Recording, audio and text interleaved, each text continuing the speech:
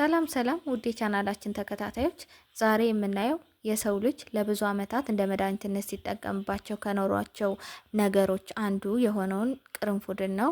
ቅርንፉድ ያለው ከፍተኛ የሆነ የጤና ጥቅም ሲሆን ከቤታችሁ ውስጥ ሊጠፋ የማይገባ ነገር ነው። ስለዚህ ዛሬ ስለ ቅርንፉድ ውሃ አጠቃቀም ስላለው የጤና ጥቅም እንዲሁም ምን አይነት ሁኔታ ላይ ያሉ ሰዎች ባይጠቀሙት ይመከራል የሚለውን እናያለን። ስለዚህ ከዚህ በፊት ቪዲዮውን ላይክ እና ቻናሉን ሰብስክራይብ ያደረጋችሁ ቤተሰብ ሁኑ። ቅርንፉድ በአንቲኦክሲደንት የተሞላ በመሆኑ ሴሎች በቀላሉ እንዳይጎዱና የሰውነት ውስጥ ያለ ብግነትን ለመቆጣጠርና ለመከላከል ያስችላል። ቅርንፉድ ጸረ ባክቴሪያ በመሆኑ ከአፍ ውስጥ ያሉ መጥፎ ባክቴሪያዎችንም ያስወግዳል። መጥፎ የአፍ ጠረንን በማስወገድ ጥሩ የሆነ የአፍ ጤናን ይጠብቃል። ስለዚህ የቅርንፉድ ውሃ ለጤና ያለው ጠቀሜታ ምንድን ነው?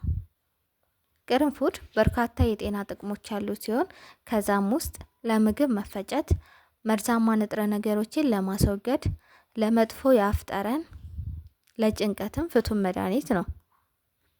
የቅርንፉድ ውሃን ማታ ማታ ብትጠቀሙ የተሻለ የደም ዝውውር እንዲሁም በሽታን የመከላከል አቅምን ያጎለብታል።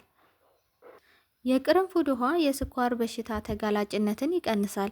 የተሻለ እንዲሁም ንጹህ የሆነ የቆዳ ከለር እንዲኖር፣ ወጥ የሆነ የቆዳ ከለርም እንዲኖር ይረዳል።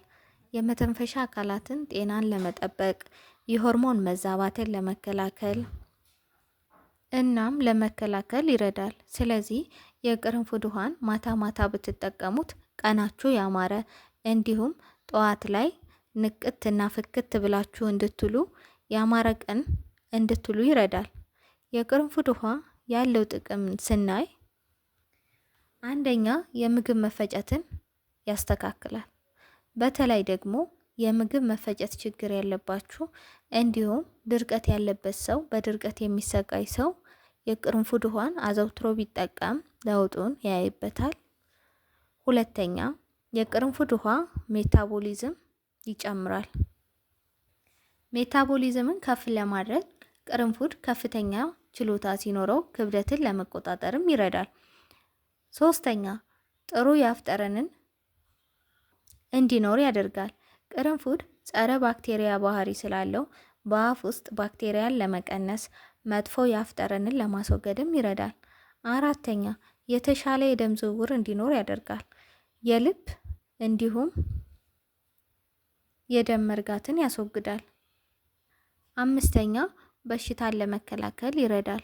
ቅርንፉድ በቫይታሚን ሲ የበለጸገ በመሆኑ በሽታን የመከላከል አቅም በማጠናከር ከበሽታ ተጋላጭ የሆኑ እድልን ለመቀነስ ጥሩ የሆነ የቆዳ ጤናንም ይጠብቃል። ስድስተኛ የስኳር መጠንን ይቆጣጠራል። ይህም ስንል ቅርንፉድን ለ30 ተከታታይ ቀናት የተጠቀሙ ሰዎች ለውጡን ያዩበት ሲሆን የግሉኮስ መጠንን በ40% ዝቅ በማድረግ የስኳር መጠንን እንዲቆጣጠር ያደርጋል።